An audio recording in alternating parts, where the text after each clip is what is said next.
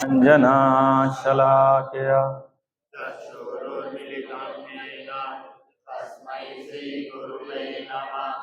श्रीचैतन्यमनोभीष्टं स्थापितं येन भूतले स्वयं रूप कदा मह्यं ददाति सपदान्तिकं वन्देऽहं श्रीगुरु श्रीयुतापदकमलं श्रीगुरून् वैष्णवांश्च श्रीरूपं साग्रजातं सहगण रघुनाथान्वितं तं सञ्जीवं साद्वैतं सावधूतं परिजनसहितं कृष्णचैतन्यदेवं श्रीराधाकृष्ण पदां सहगण ललिता श्रीविशाखान्वितांश्च नमो विष्णुपादाय कृष्णप्रेष्ठाय भूतले श्रीमते भक्तिवेदांत स्वामी नामिने नमस्ते सरस्वते देवे गौरवाणी प्रचारिणे निर्विशेषा शून्यवादी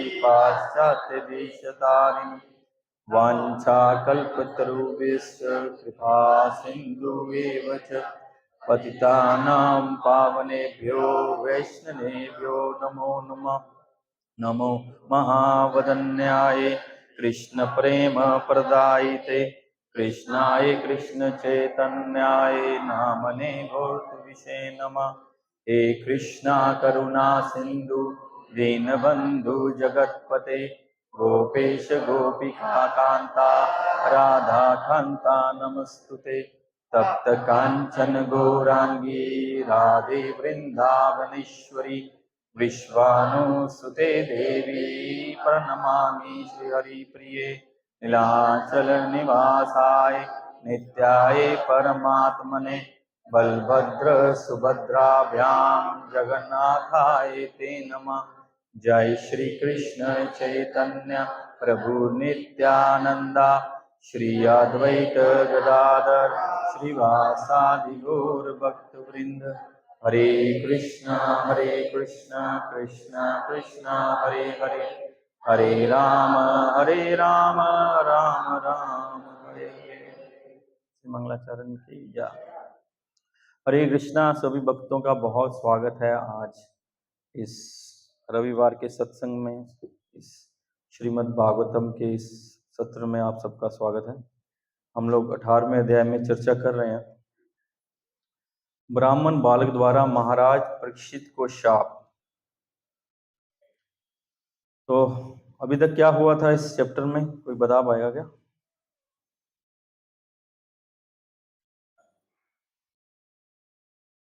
एनीवन? हाँ बोलो।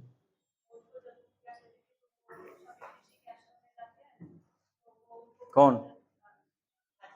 हाँ, महाराज परीक्षित। हम्म।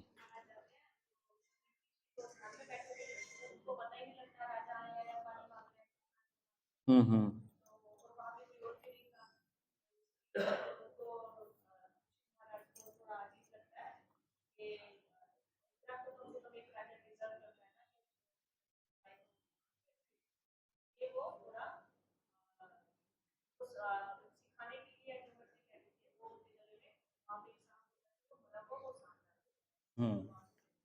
तो पिछले सप्ताह हम लोग चर्चा किए थे कि मिनिमम एक ग्रेटिट्यूड, कोई भी गेस्ट आता था मिनिमम ग्रेटिट्यूड हमको पे करना चाहिए। उसको भूमि देनी चाहिए, यानी कि आसन देना चाहिए, भूमि देनी चाहिए, जल देना चाहिए और मीठे वचन, कुछ भी नहीं हो तो कम से कम मीठे वचनों से उसका स्वागत करना चाहिए। क्योंकि मीठे वचन हमने चर्चा की थी उसकी, अकबर और बीरबल की, कि मीठे वचन कितने इम्पोर्टेंट हैं। इसलिए भगवान भी बोलते हैं कि हमको जो वचन है बहुत सत्यम प्रियम हितम चुव, हमको सत्य बोलना है लेकिन प्रिय और हितकारी होना चाहिए।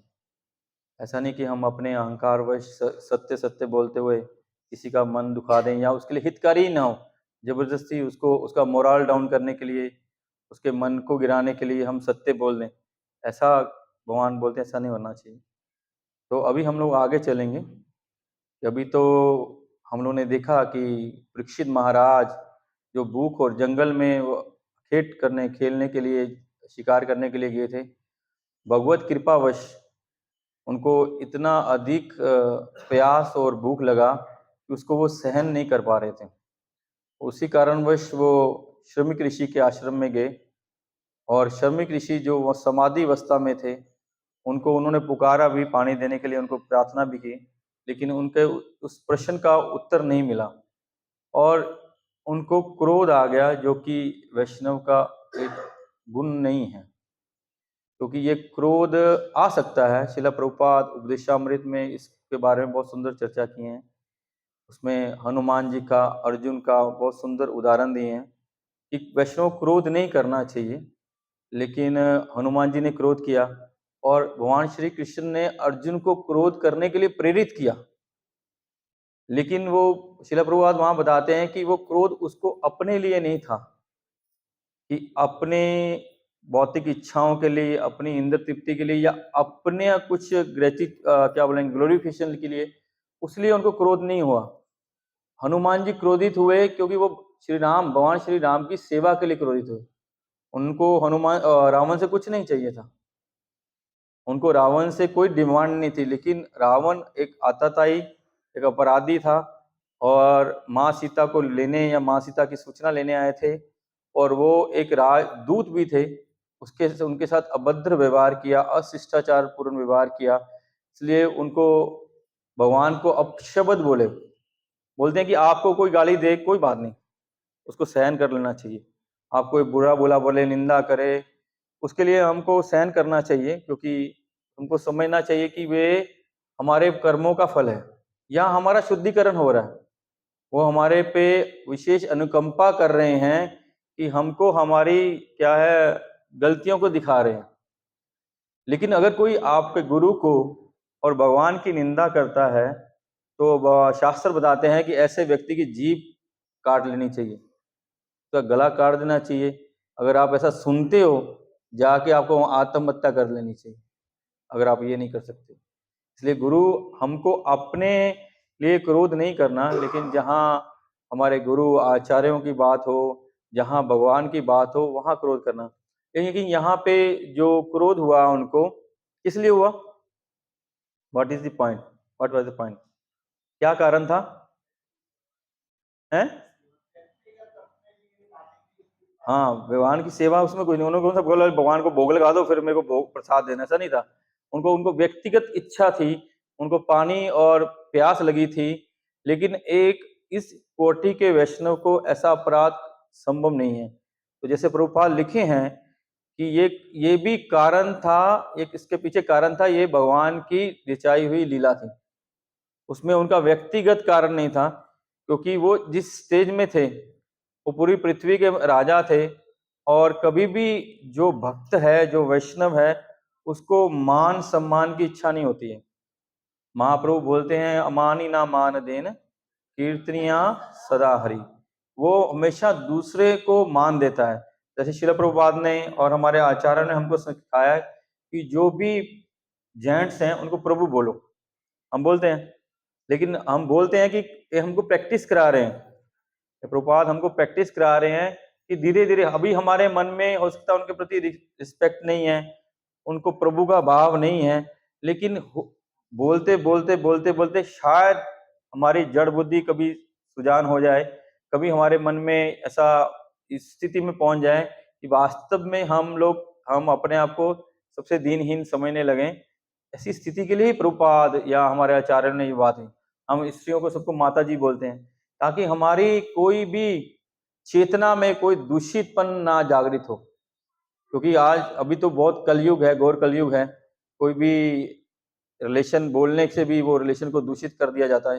इसलिए सर्वोत्तम रिलेशन, सबसे बड़ा रिलेशन है स्त्री और पुरुष में, इससे पावन रिलेशन इस धराधाम में और कोई नहीं है, माँ और बेटे का।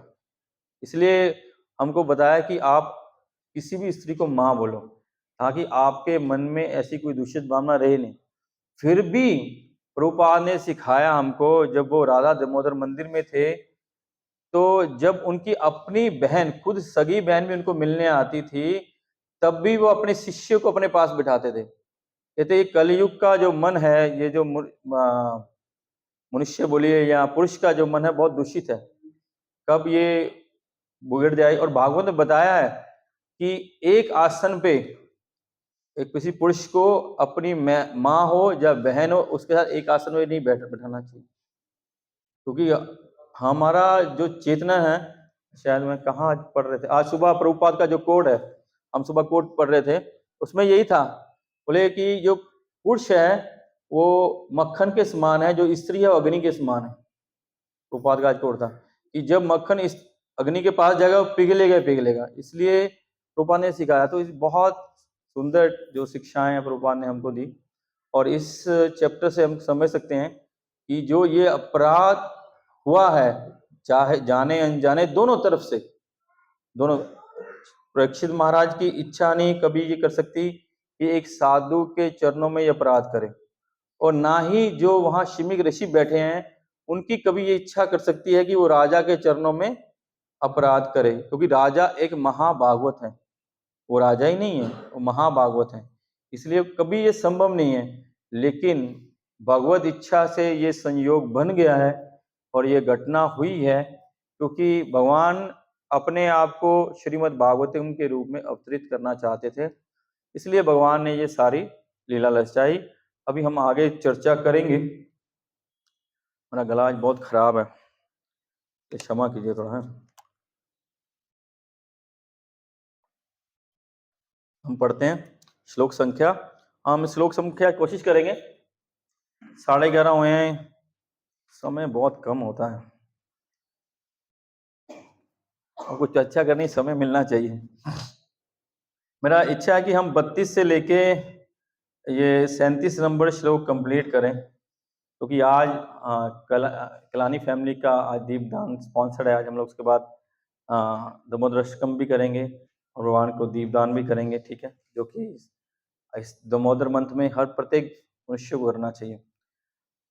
नारायणं नमस्कृत्यं नरं चैव नरोत्तमं देवी सरस्वती व्यासं ततो जयमुदीरे। नष्टप्राये अभद्रेषु नित्यं भागवत सेवया भगवती उत्तम श्लोकैर्भक्तिर्भक्तिनिष्ठिकी। कृष्णाय वासुदेवाय देवकी नंदनाय च नंदगोपकुमाराय गोविंदाय नमो नमः। मुकुं करोति वाचालं पंगुलंगायते गिरिं यत्कृपातमहं वन्दे श्रीगुरुदीनतारिणे परमानन्दमाधवं श्रीचैतन्य ईश्वरं। नमो विष्णुदाय कृष्ण।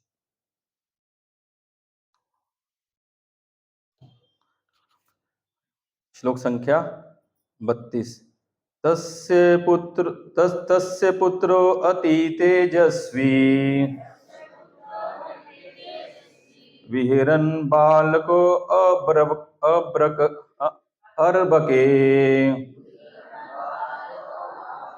राज्ञं प्रापितं तातं श्रुत्वा तत्रिदम् अब्रवीत्। तस्य पुत्रो अति तेजस्वी विहरन् बालको अर्भके राज्ञं प्रापितं तातं श्रुत्वा तत्रिदम् अब्रवीत्। तस्य पुत्रोऽति तेजस्वी विहिरन् बालको अर्भके राज्ञं प्रापितं तातं श्रुत्वा तत्रिदम् अब्रवीत्। कोई प्रभु जी।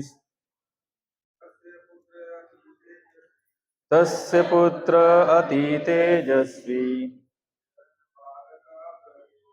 विहिरन् बालक। जिसके पास हिंदी की बुक है उसको माइक दे रहे।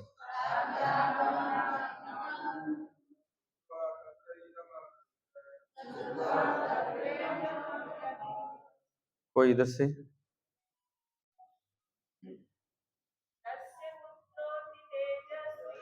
तस्य पुत्रोऽति तेजस्वी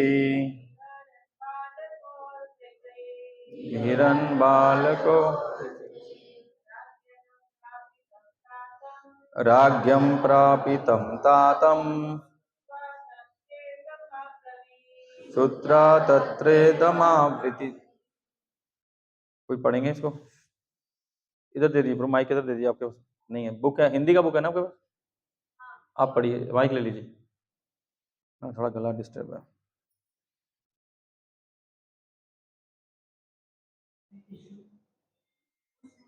माता थोड़ा जोर से।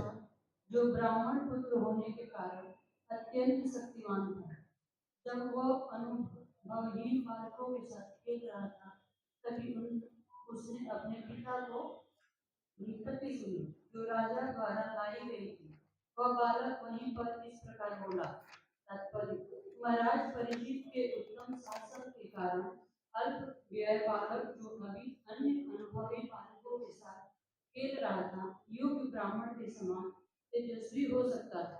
यह ब्राह्मण श्रृंगी नाम से जाना जाता था और उसे अपने पिता के ब्रह्मचर्य की अच्छी शिक्षा प्राप्त हुई थी, जिससे वह उसी वायु में एक ब्राह्मण के समान शक्तिशाली तेजस्वी हो गया था।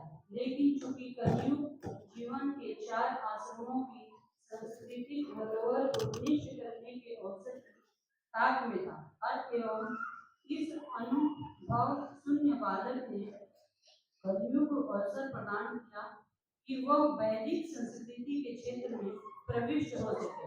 कली के प्रभाव से जीवन के निरंतर आश्रमों में के प्रति घृणा के भाव का आरंभ इस ब्राह्मण बालक से हुआ और इस प्रकार दिन प्रतिदिन सांस्कृतिक जीवन क्षीण होता गया।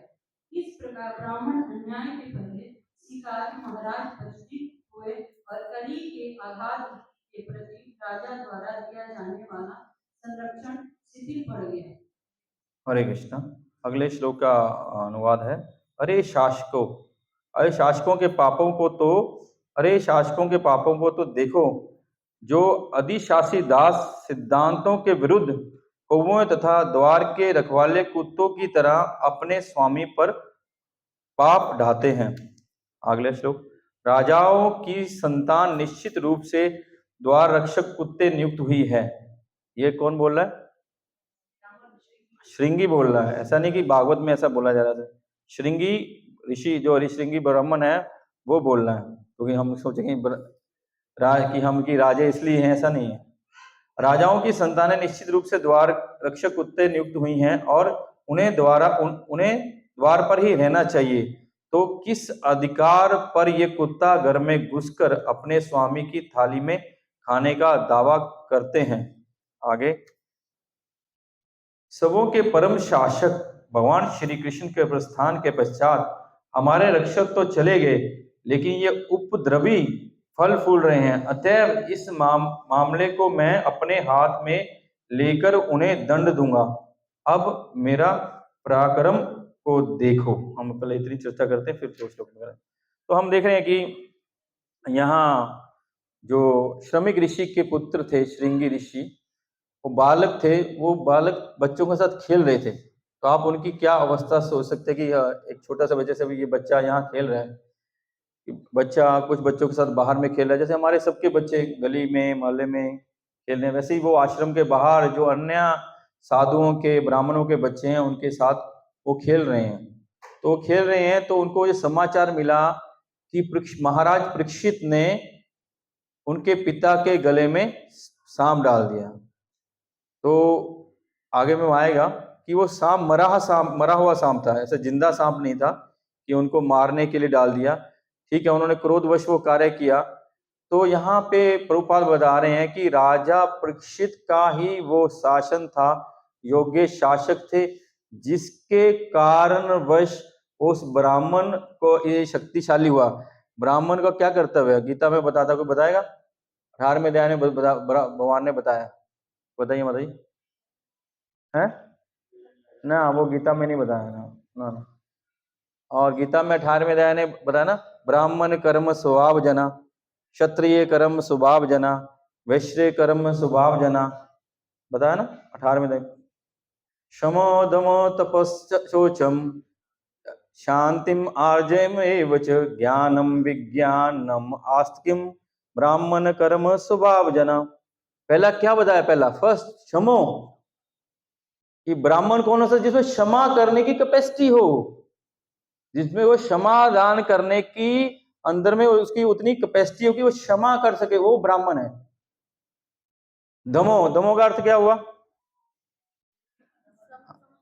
हाँ, दमन, जो अपनी इंद्रिय निग्रह करता है। वाचो वेगम मनसा क्रोध वेगम जीवा वेगम उदर उपस्थ वेगम, ये दमन अपनी इंद्रिय। क्षमो, कि उसके कुछ भी अपराध करने से उसके अंदर में इतनी शक्ति होनी चाहिए, इतना उसका सहन शक्ति होनी चाहिए कि वो उसको क्षमा कर सके। ये ब्राह्मण का पहला गुण भगवान श्री कृष्ण ने बताया गीता में। दमो, वैसे शक्ति आएगी जो दमन करेगा अपनी इंद्रियों का। अगर जो भौतिक संसर्ग में रहेगा, जिसका भौतिक चेतना रहेगी, उसमें ये क्वालिटी आ ही नहीं सकती क्षमा क्षमा करने की। ये सिर्फ ये क्वालिटी भक्तों की है, या जो भगवत चेतना में रहते हैं वो ही माफ कर सकते हैं। माफ करना, क्योंकि हमारा इतना मिथ्या अहंकार इतना गर्वित होता है, हम अपने इस मिथ्या अहंकार से इतना पुष्ट होते हैं कि हमको एक छोटी सी बात कही, 20 साल पुरानी बात कही, उसने मेरे साथ ऐसा किया था तो मैं ये इसके साथ no no no no no, never ever. क्यों? ये घटना मेरे जब छोटा सा था, ये उनके घर में गया था, मेरे साथ ये बता, हम इसके घर नहीं जाएंगे। ये किसके किस लिए है? ये हम उसको क्षमा नहीं कर पाए क्योंकि हमारे में मिथ्या अहंकार, हम गर्वित हैं। कोई किसी को कोई कुछ नहीं कर सकता है। जैसे भागवत में बताते हैं ना कि ना हमारा कोई काल कुछ कर सकता है, ना कोई देव वश हो सकता है, केवल मन के कारण हम पाप करते हैं, पापों के कारण हमको फल मिलता है। तो ब्राह्मण का जो गुण शमो दमो तपो, तपस्या, लेकिन तपस्या करने के लिए एक अच्छा एनवायरनमेंट चाहिए। तपस्या करना तभी संभव है क्योंकि अभी प्रभुपाद बता रहे हैं कि जो ये हो रहा है, जो ऋषि तपस्या कर रहे हैं, या ऋषि ने अपने पुत्र को उस योग्य बनाया, वो ब्राह्मण ने अपने पुत्र में वो ब्रह्म तेज का प्रकाशन किया, उसके पीछे में कारण राजा है, क्योंकि राजा धर्मात्मा, यथा राजा तथा प्रजा। अगर राजा उत्तम नहीं होगा, अगर राजा अच्छा नहीं होगा, अगर वो आपको धर्म कार्य करने नहीं देगा, आपको धर्म करने की सुविधा नहीं देगा, आपको कहीं पे कोई धार्मिक अनुष्ठान करने की सुविधा नहीं देगा, तो आप कहाँ कैसे करेंगे? एक राजा का कर्तव्य है। और बताते हैं प्रभुपाद इन श्लोकों के परपट में लिखते हैं कि ये उनका ही प्रताप था, महाराज परीक्षित का, कि पूरे पृथ्वी में धर्म था। कलयुग क्यों नहीं पैर पसार रहा था? क्योंकि परीक्षित महाराज वहां बैठे थे और वो चाहता था कि कैसे ना कैसे मैं परीक्षित महाराज को हटा दूं। क्योंकि जो अधर्मी होगा, जो पापी होगा, अगर एक सज्जन पुरुष के हाथ में पावर होगी, वो चाहेगा कि इसको कैसे ना कैसे हटाए। हम सामान्य देखते हैं कि उनको ये न के न प्रकार उनको बदनाम करके, झूठा आरोप लगा के, ये करके उसको हटाने का प्रयास करेगा। और जो दुर्जन होते हैं ना, उनकी बुद्धि ज्यादा तीक्ष्ण होती है। सज्जन व्यक्ति दूसरे को सज्जन देखता है, वो सोचता ही नहीं है कि ये ऐसा कर सकता है, क्योंकि उसके मन में कपट नहीं होता, छल नहीं होता, पाप नहीं होता। बोले नहीं नहीं, ये तो ऐसा उसके मन में विचार ही नहीं आएगा, पहली बात तो। लेकिन जो दुर्जन है, उसको पता है कि कौन सी चिड़िया किस डाल में कैसे बैठती है, कि ये हुआ तो क्यों हुआ, क्योंकि उसके मन में वो छल कपट खुद के मन में है। इसलिए वो चाहता है वो पावर, वो पोजीशन, वो सम्मान, वो सब प्रतिष्ठा, इसलिए वो सब एक खेल रचता है। लेकिन सज्जन व्यक्ति सबको सज्जन ही मानता, वही वास्तव में सज्जन है। पंडिता समदर्शिना, नौजी ने बोला था, विद्या विनय संपन्न है। विद्या वही है जो विनयता लाए हमारे में, और तभी संपन्न होगी जो समभाव से देता है। सुनी चैव शुपाके चैव पंडिता समदर्शिना।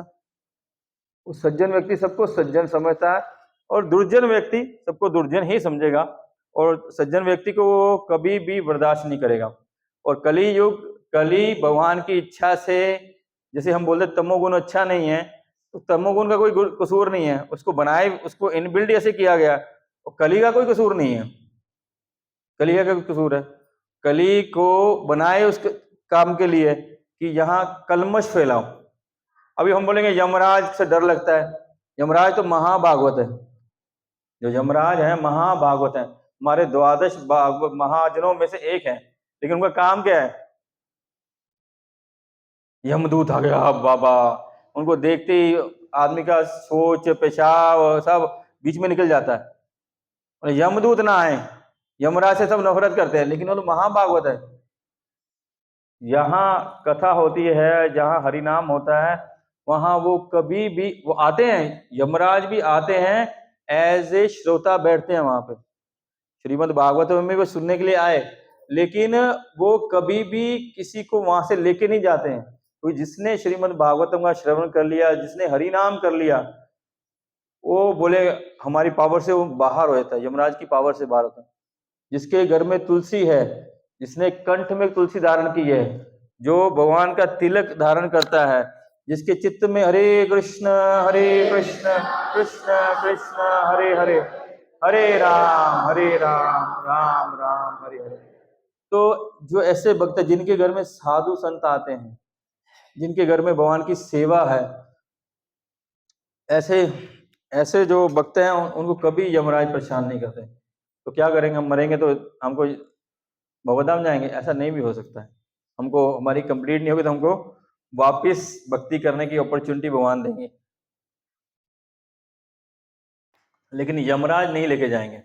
यमराज लेके भी जाएंगे तो हमको कोई टीचिंग देने के लिए, भागवत सुनाने के लिए, भाई तुम्हारा यहाँ या गलती से सुधारो, जल्दी से वापस जाओ, भगवान वेट कर रहे हैं। श्री राधा गोविंद की।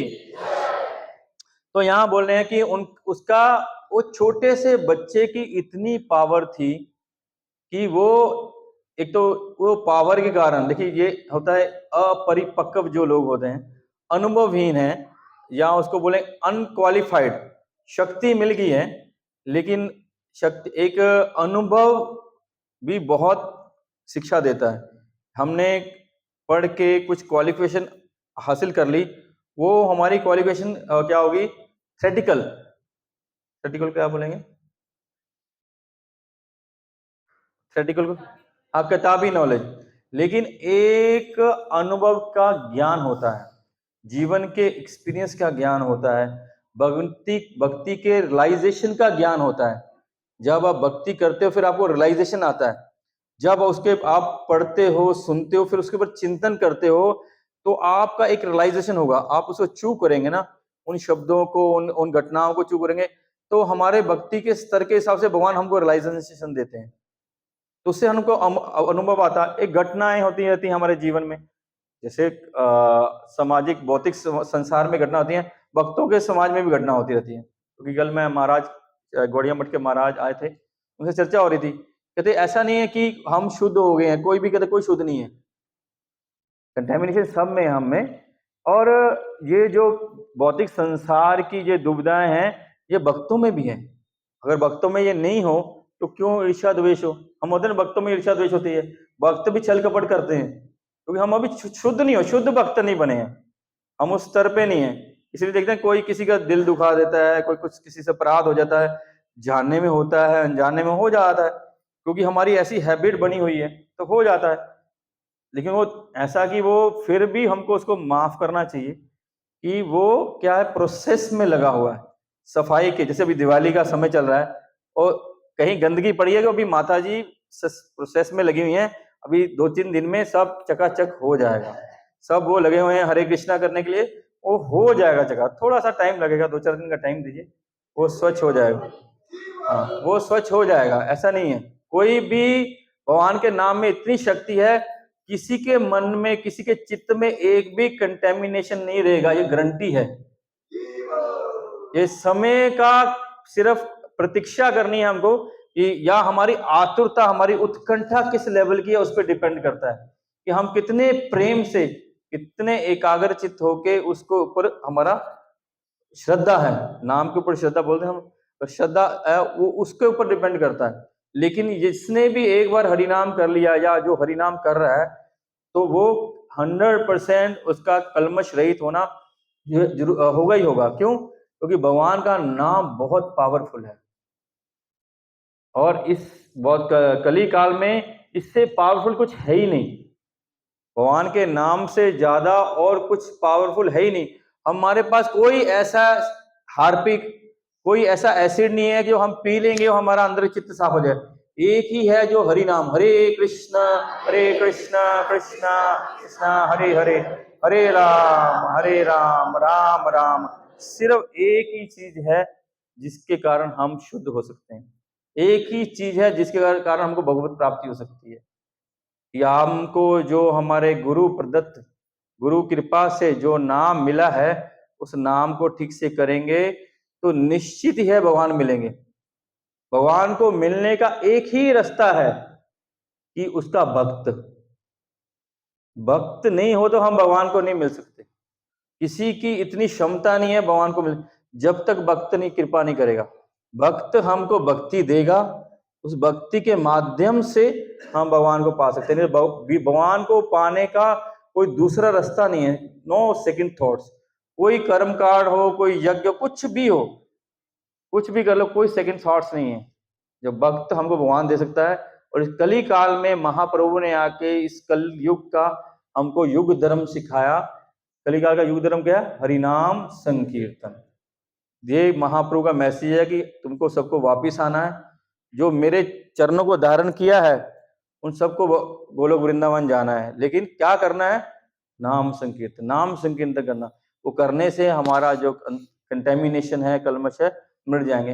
ये इसका जो श्रृंगी ब्राह्मण है, तो अभी ये ऋषि को ऋषि नहीं कहेंगे मेरे हिसाब से, क्योंकि ऐसी उन्होंने तपस्या नहीं की, लेकिन उनके पिता तपस्वी हैं और पिता की कृपा से प्रभुपाद लिखते हैं कि ब्राह्मण के घर में जन्म होना अच्छा है, लेकिन तब अच्छा है अगर वो उसको ब्राह्मण की शिक्षा दी जाए। और उसके लिए ये बहुत इजी होता है। अगर ब्राह्मण के घर में जन्म लिया है तो एक ब्राह्मण बनना बहुत इजी है। और एक प्रभुपाद लिखते हैं जैसे एक डॉक्टर के घर में एक बच्चा डॉक्टर बन सकता है। जैसे मेरे को दिन कोई बोले थे कि पहली बार किसी के परिवार में पहली बार जो डॉक्टर बनता ना, बहुत टफ है। लेकिन जिसके माता पिता डॉक्टर होना, उसको बच्चा डॉक्टर बनना इजी है। लेकिन प्रभुपाद लिखे हैं इसमें कि जो डॉक्टर है उसका बच्चा डॉक्टर इजीली बन सकता है, कि जो ब्राह्मण है उसका बच्चा ब्राह्मण इजीली बन सकता है, लेकिन अगर ब्राह्मण तब उनको सिखाया जाए तो। प्रभुपाद बोलते हैं कि जो कार्य ये ब्राह्मण करेंगे, इसी के कारण कली ने ये जानबूझ के कराया। उसने ऐसे एक अबोध बालक को, अपरिपक्व एक अनुभवहीन बालक को पकड़ा कि अभी जो उसके पिताजी को तो पकड़ नहीं सकता था।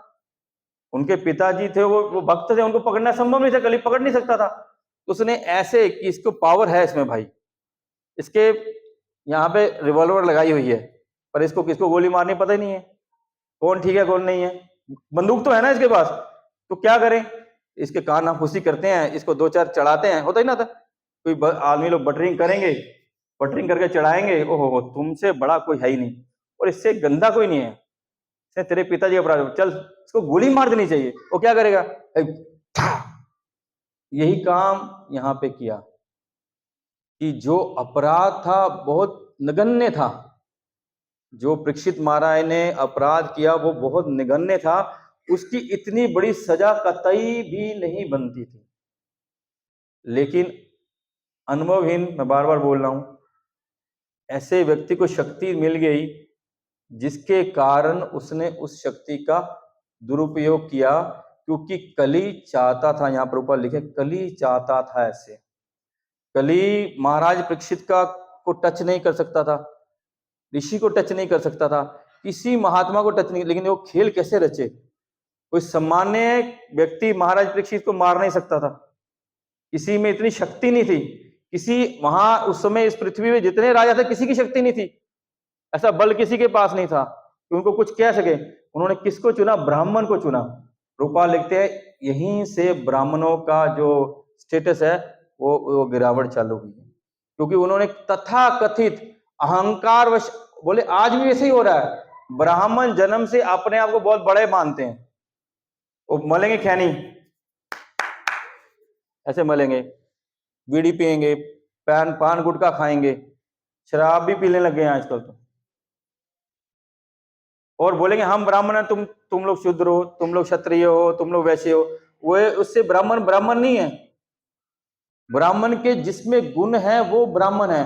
तो इसी कारणवश, इसी श्रापवश ब्राह्मणों का क्या क्या बोलेंगे, उनका पतन होना आरंभ हुआ। प्रभुपाद लिखते हैं उसी कारणवश इस वर्ण आश्रम धर्म का भी पतन होना शुरू हुआ। कारण क्यों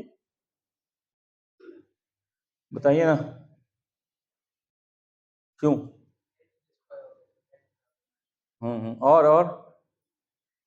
और भी बताइए ना। हौसला रखिए। क्या हुआ?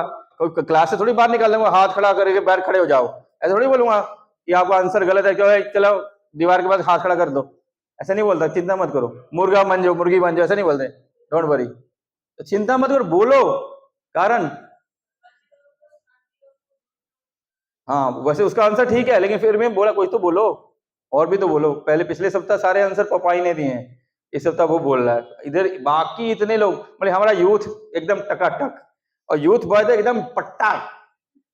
उस दिन उस दिन वो हुआ था ना, एग्जाम भी हुआ था, हमारे बच्चों ने बाजी मारी थी, यूथ बॉयज ने। तो बाकी बोलिए प्लीज, क्योंकि जैसे प्रभु जी बोले, हमारे आदिनाथ मुरारी प्रभु, कि जो सर है वही, जब हमारा ब्रेन, हमारा माथा करप्ट हो जाएगा, बाकी सब करप्ट हो जाएगा।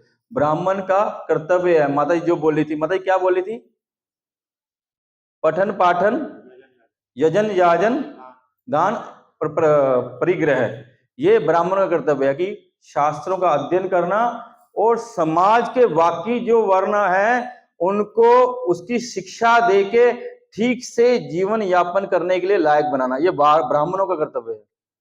इसीलिए प्रभुपाद बोलते थे कि हमको वर्णाश्रम धर्म की स्थापना करनी है, हमको ब्राह्मण बनाने हैं समाज में। ये जो नकली ब्राह्मण है, प्रभुपाद उनको नकली ब्राह्मण बोलते हैं, वो अपने आप को असली बोलते हैं। इसलिए इस्कॉन से बहुत सारा लफड़ा रहता है, बहुत सारे संप्रदाय या बहुत सारे जो संत समाज है, वो इस्कॉन को बहुत क्रिटिसाइज करता है। क्यों? बोले आपने भगवान की सेवा के लिए एक फॉरेनर को लगा दिया, ये कर दिया, वो कर दिया। इसीलिए जब हमारा वृंदावन में मंदिर बना, कृष्ण बलराम मंदिर, बहुत से संत आए नहीं। हालांकि प्रभुपाद के डिसाइपल उनके पास गए, उनको शास्त्र से प्रमाण भी दिए। और उस समय कौन से एक महाराज थे बहुत, जिन्होंने इंदिरा गांधी को भी श्राप, कपात्री महाराज, उनको उन्होंने प्रमाण दिया। बोले मैं कहते मान गया, तेरे गुरु ने तेरे को परफेक्ट बना दिया, लेकिन कहते मैं फिर भी नहीं आ पाऊंगा। कहते हालांकि तूने मेरे को प्रमाण दे दिया, ये शास्त्र से तेरा प्रमाण सत्य है, फिर भी मैं नहीं आ पाऊंगा। ठीक है, उनको कारण होगा, वो नहीं आए उस कृष्ण बलराम मंदिर की ओपनिंग में। प्रभुपाद ने सबको इन्विटेशन भेजा था। क्यों क्रिटिसाइज किया था? कि ये नीच कुल के, नीच वर्ण के लोगों को ब्राह्मण बनाते हैं। तो शास्त्र बोलते हैं, भगवान बोले चतुर्वर्ण में शिष्टम गुण कर्म विभाग सा। भगवान कहाँ बोलते जन्म से, और बहुत से, मेरे को तो भी इतना ज्ञान नहीं है, बहुत से शास्त्रों का प्रमाण और भी है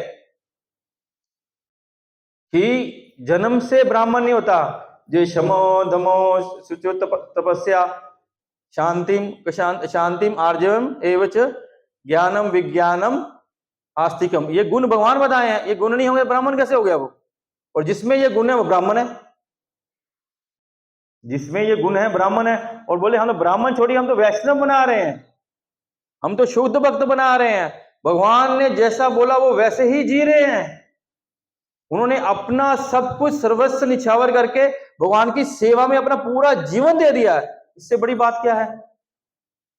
हालांकि अभी तक इस्कॉन की क्रिटिसिज्म होता है, अभी तक इस्कॉन का क्रिटिसिज्म होता है, लेकिन समाज में आज के समय में कौन प्रचार कर रहा है? मैं नहीं कहता, बहुत सारे संत हैं जिनके अपने उस आश्रम में बैठे बैठे कोटि कोटि फॉलोअर्स हो गए हैं, और उनकी कृपा से बहुत सारी भगवत चेतना का प्रचार प्रसार हो रहा है। लेकिन इसका कर्णधार हमारे प्रभुपाद बने, उससे पहले भी हो रहा था, ऐसा बात नहीं। लेकिन जो वर्ल्ड लेवल पे, मैं आपकी माता जी से चर्चा कर रहा था कि प्रभुपाद के टाइम में सोशल मीडिया नहीं थी, ना फेसबुक इंस्टाग्राम, कुछ नहीं था, कोई हेल्प नहीं थी सोशल मीडिया की, कोई टीवी तक नहीं था। फिर भी प्रभुपाद पूरी दुनिया में छा गए। मतलब काश उस समय ये सोशल मीडिया होता तो पूरी दुनिया भक्त बन जाती। जो प्रभुपाद की तपस्या की शक्ति थी, बिना किसी हेल्प के, भगवान की कृपा जरूर थी लेकिन बिना किसी हेल्प के आज करना, ये चल रहा है रिकॉर्डिंग, मेरा तो कोई देखेगा नहीं, लेकिन कोई अच्छे भक्त हैं जो शुद्ध है, उनका देख के किसी का मन परिवर्तन हो सकता है। लेकिन बिना किसी हेल्प के, इवन के किसी व्यक्ति की भी हेल्प से, किसी ने हेल्प नहीं किया उनको, उनके गुरु भाई थे या और लोग थे, उनके परिवार में किसी ने हेल्प, अकेले आदमी ने पूरी दुनिया का चक्का घुमा दिया। अगर ये हेल्प होती तो प्रभुपाद कितने और कितने करोड़ों करोड़ों लोग भक्त बन जाते। मैं यही बात कर रहा था कि उनको कुछ हेल्प नहीं थी, फिर भी पूरी दुनिया में इस नाम का, इस हरि कीर्तन का, भगवान के गीता का, भागवत का प्रचार कर दिया। कमाल नहीं है क्या? हम लोग हावड़ा के एक कॉम्प्लेक्स में नहीं कर पाते हैं। इतने साल हो गए, 10-12 साल हो गए, घिस रहे हैं कि कुछ गाड़ी चल जाए। अभी तक हमारा जनरेटर डुक डुक डुक डुक करके फिर बंद हो जाता है, चलता ही नहीं है, क्योंकि ये हमारे में प्योरिटी नहीं है। लेकिन उसने, प्रभुपाद ने इतनी तपस्या की कि उस तपस्या का फल ये था कि भगवान ने कृपा की, पूरी दुनिया में इसका प्रचार हुआ। कोई फर्क नहीं पड़ता गाली देने, अच्छा बुरा सब बोलेंगे, इसका परवाह नहीं करनी, कोई बात नहीं। हमारा जो कर्म है, हमारा जो धर्म है, हमारा जो गुरु का आदेश है, हमको तो भगवान को मिलना है, क्या फर्क पड़ता है। हमको हमारा गुरु, हमारी गुरु परंपरा, हमारी गुरु परंपरा ऑथेंटिक है, प्रमाणिक है, तो हमको क्या चिंता है। और बहुत सारे भक्त हो सकता है किसी शास्त्रीय रीजन से हमको क्या बोलेंगे, कंडेम कर रहे हों, लेकिन बहुत सारे लोग हमको ईर्ष्यावश से कंडेम करते हैं। कुछ नहीं कर सकते, अब हम कुछ नहीं कर सकते तो क्या करें, कम से कम उसको तो लंगड़ी देके गिराएं। तो क्या करेंगे, हम तो दौड़ नहीं सकते, अब क्या करें भाई, हमारे तो घुटना दुख रहा है, तो ये क्यों दौड़ रहा है, चल बेटा कुछ घिसा रिकावट पे डाल कुछ। ऐसा भी है, मैं नहीं कहता सबका ये हाल है, कुछ शास्त्रीय कारणों से हो सकता है, लेकिन कुछ ईर्ष्या इतनी हो गई है कि इस्कॉन बढ़े जा रहा है, बढ़े जा रहा है, बढ़े जा रहा है, उसके भक्त बढ़े जा रहे हैं, हम लोग इतना घिस रहे हैं, हमारा कुछ हो ही नहीं रहा। पूरी दुनिया में प्रचार हो रहा है, इसलिए भी कंडेम करते हैं।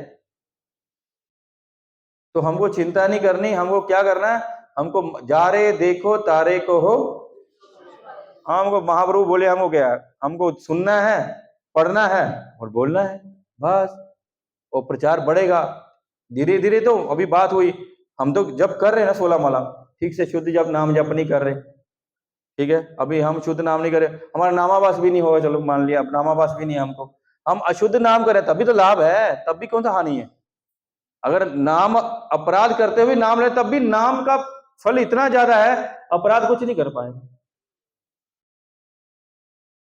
हम कर रहे हैं तो एक दिन हम कुछ समय बाद नामाभास में आएंगे, ऐसा तो नहीं आएंगे, आएंगे नामाभास होगा, तो हमको लगेगा हम शुद्ध नाम कर रहे हैं, लेकिन अभी शुद्ध नाम नहीं होगा, वो नामाभास होगा, आभास हो रहा। बोलते जैसे नाम होगा हमारा ठीक से, तो उस नाम के कारण हमको बहुत तृप्ति, बहुत आनंद आएगा। तो नामाभास क्या होता है, बोले जैसे सूर्य उदय होने से पहले सूर्य आभास हो जाता है ना कि सूर्य उदय होने वाला, रोशनी हो गई, ऐसे नाम, शुद्ध नाम होने से पहले नामाभास होगा, हमको उस नाम का रियलाइजेशन, उसका आनंद आना आरंभ हो जाएगा। वो जो जब करें में हा मजा, और हरे हरे कृष्ण कृष्ण कृष्ण हरे हरे, हरे राम राम, वो हमारा वो अंदर में खुशी और रुकेगा नहीं, वो आने लग जाएगा, मजा आएगा, जब करने में मजा आएगा। अभी तो हमको बोझ लगता है, 16 माला खत्म, ठाकुर जी कृपा की, आज का काम खत्म हुआ, आपका आज का श्रम, हम उसको श्रम ले रहे हैं, श्रम माने श्रम नहीं है, वो प्रेम है, वास्तव में वो प्रेम है, लेकिन हम उसको श्रम ले रहे हैं, इसलिए हमारा प्रेम जागृत नहीं हो रहा। अगर हम उसको प्रेम मांग कर रहे हैं ना, तो प्रेम बहुत जल्दी जागृत हो जाएगा। हम उसको श्रम मांगे, यार क्यों दीक्षा ले लिए, अभी तो बीच बीच में पहले छोड़ देते थे, अब छोड़ भी नहीं सकते। दीक्षा नहीं लिया था, छोड़ सकते थे, भाई क्या है, छोड़ दो, 16 नहीं हुआ, 8 हुआ, चल कर दिया, कोई बात नहीं, हो गया, चलिए यार, आज चलते हैं घूमने, फिल्म देख, अवनी तो पास में ही है पीवीआर, चल फिल्म देख के आते हैं, कल देखा जाएगा। अभी क्या करोगे, दीक्षा ले लिया भाई 16 करते ही हो गए, उपाय नहीं, करो भाई, हरे कृष्ण हरे कृष्ण। लेकिन वो आनंद नहीं है ना अभी हम, जैसे आनंद आया, आनंद से पहले ना वो आनंद का आभास भी आएगा। तो यहाँ हम लोग चर्चा कर रहे हैं श्रृंगी ऋषि की, तो उनको बहुत इस ब्रह्मत्व पे अहंकार था। क्या कितना बड़ा बात बोले वो, देखिए पढ़िए इसको। एक मिनट बताता हूं कौन सा श्लोक है। कितनी बड़ी बात बोले वो, एक महाभागवत एक वैष्णव को कुत्ता बोले, और क्या बोले, कौवा बोले, और दास बोले, ये वैष्णव अपराध हो गया। ब्राह्मण अपराध से बड़ा है वैष्णव अपराध। वैष्णव अपराध की माफी नहीं है। वैष्णव अपराध की माफी इसलिए मिल जाती है, वैष्णव माफ कर देता है, लेकिन बोलते हैं भगवत अपराध माफ करना वैष्णव की कैपेसिटी है, माफ करा देंगे, या वैष्णव कृपा करेंगे तो भगवत अपराध भी माफ हो जाता है। लेकिन जब हम वैष्णव अपराध करते हैं ना, तो भगवान माफ नहीं करते हैं बहुत, इसीलिए हम भक्ति मांगे, हमसे जाने अनजाने हो जाता है, लेकिन वैष्णव अपराध से बचना चाहिए।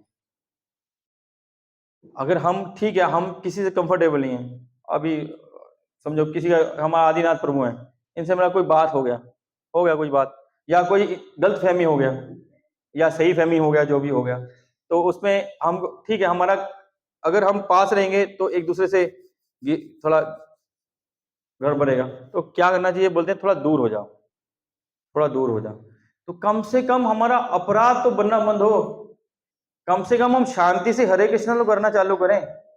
हमारे मन में जब नहीं तो क्या होगा, हम हरे कृष्णा करें, वही याद आता रहेगा यार, हरे कृष्णा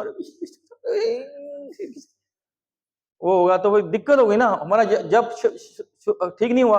और हम नाम चिंतामणि, हम जो चिंतन करते हुए नाम लेंगे वही होगा, जो चिंतन करते हुए नाम लेंगे वही होगा, वो हो जाएगा। आप जो सोच के नाम कर रहे हैं, नाम चिंतामणि कृष्ण रस विग्रह, जो नाम है वो चिंतामणि है और रस विग्रह है। आप जो सोचते हुए जप कर रहे हैं कि वो पड़ोसन की टांग जोड़े, टूटेगी उसकी टांग, लेकिन आपको लाभ क्या हुआ? हमको लाभ क्या हुआ? हमको लाभ हुआ, हमारा नाम तो बेकार चला गया, हमारा नाम जीरो, फायदा ही नहीं हुआ। जिस नाम से हम ये बहुत सागर पार कर सकते हैं, उस नाम से एक तुच्छ चीज ले ली हमने को खजाने से एक ऐसी चीज ले ली जिसका कोई यूज ही नहीं है।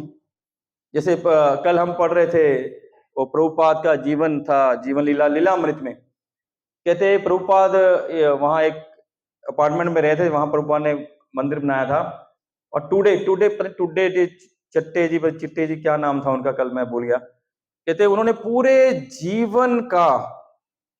जीवन का जो श्रम किया था, जो भी उन्होंने इकट्ठा किया, जो उनका क्या बोलेंगे उसको, जमा पूंजी थी, उस जमा पूंजी से उन्होंने क्या किया, एक बिल्डिंग खरीद ली, और बिल्डिंग खरीद ली, कहते उस सारी जीवन की जमा पूंजी लगा दी बिल्डिंग खरीदने, कहते उसको ऐसी जर्जर बिल्डिंग खरीदी, उससे भी शांति नहीं है। अब बिल्डिंग खरीद ली, बाकी मकान किराएदार है, तो कभी पानी नहीं आ रहा, कभी यहाँ से सीढ़ी टूट गई, कभी लाइट खराब, कहते सारा दिन उनको परिश्रम करना पड़ रहा है। कहते ये क्या, सारे जीवन की जमा पूंजी अगर भगवान की सेवा में लगाते तो वो गोलोक वृंदावन चले जाते। इसलिए महाराज, कल मैं जो बोला, कल चर्चा हो रही थी, महाराज बोले कि ये जो भिखारी घूम रहे ना, जो भिखारी, कहते पिछले जन्म में सब सेठ थे, सब करोड़पति थे, इस जन्म में भिखारी हो गए। बताए, कहते क्योंकि इन्होंने पिछले जन्म में अपनी पूंजी भगवान और भगवान के भक्तों में सेवा में नहीं लगाई, इसलिए भगवान ने अपनी शक्ति लेके सबको भिखारी बना दिया। जो हमारे बल है, बुद्धि है, जो संपत्ति है, जो खजाना है, जो हमारा बैंक बैलेंस है, वो भगवान ने दिया हमको। क्या बोलते हैं, प्राणे अर्थे दिया वाचा श्रेय कर्म सदा, भागवत में बोलते हैं 10th कैंटो में कि प्राण से अर्थ थे, प्राणे अर्थे दिया, बुद्धि से, वाचा वचन से भगवान की सेवा करनी चाहिए। ये भगवान ने हमको दिया। किसी कोई बहुत बुद्धिमान है तो बुद्धि ऐसे नहीं आती, तो सब बुद्धिमान को नहीं, हालांकि हम सब अपने को बुद्धिमान मानते हैं, कोई ऐसा व्यक्ति नहीं जो अपने को पागल कहता है, पागल भी अपने को पागल नहीं कहता, तो हम क्यों पागल कहेंगे अपने को? हम क्यों अपने को बोलेंगे मेरे बुद्धि नहीं है? सब बोलते हैं I am most intelligent man. किसी को कोई सजेशन नहीं तो मेरे से लेनी चाहिए थी ना, बेकार में उसे पूछ रहा है, उसको क्या अकल है? I am most intelligent. लेकिन जो वास्तव में बुद्धिमान है उनका बुद्धि भी भगवान देता है। बुद्धि बुद्धि मतमस्मिन भगवान गीता में बोलते हैं, तेजस्वी तेजस्वी मान हम। भगवान बोलते तेज, जो तेज है वो मैं देता हूँ, बुद्धि है मैं देता हूँ, बल है मैं देता हूँ, धन है मैं देता हूँ। तो बोलते हैं ये सारा भगवान की सेवा में लगना चाहिए, तब ये सार्थक है, नहीं तो सब निरार्थक, कुछ का यूजलेस है, कोई यूज नहीं है। तो यहाँ जो वैष्णव अपराध किया उन्होंने, उसकी अपराध की सजा तो भगवान उनको देंगे, या वो भगवान के कार्य के लिए ऐसा हुआ, वो भगवान और उनका मैटर है, हमारा मैटर नहीं है। लेकिन उनको अहंकार हुआ इसका, उस तेज का। उन्होंने एक बहुत बड़ी बात और बोली, मैं इसमें पढ़ रहा था,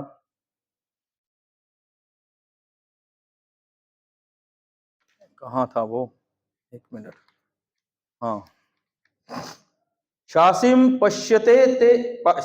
पश्यते मैं बलम, 35 नंबर श्लोक देखिए क्या बोले, अब मेरा पराक्रम को देखो। ये एक अहंकार का सूचक है कि मैं पराक्रमी हूं, अब मेरे पराक्रम को देखो, ये बोल रहे हैं यहाँ पे। कितना प्रभुपाद लिख रहे हैं, अतएव कलियुग में युगी अपनी सत्ता की जताने की ताक में था, और भगवान की कृपा से उसे इस गर्वित अनुभवहीन ब्राह्मण बालक के रूप में छिद्र मिल गया, उसको अंदर घुसने का रास्ता मिल गया, अनुभवहीन बालक। आगे पढ़ते हैं, आगे अगले 2 श्लोक करते हैं, फिर थोड़ा सा दामोदर अष्टकम में चर्चा करके इसको विराम देंगे। क्रोध से लाल लाल आंखें किए अपने संगियों से कहकर उन ऋषि पुत्र ने कौशिक नदी के जल का स्पर्श किया और निमन लिखित शब्द रूपी वज्र छोड़ा। उस ब्राह्मण पुत्र ने राजा को इस प्रकार शाप दिया, आज से 7वें दिन अपने वंश के इस सर्वाधिक नीच महाराज परीक्षित को तक्षक सर्प डस लेगा, क्योंकि इसने मेरे पिता को अपमानित करके शिष्टाचार के नियमों को तोड़ा है। क्या बोला? परीक्षित महाराज को सबसे नीच, और क्या कर दिया उसने? श्राप दे दिया।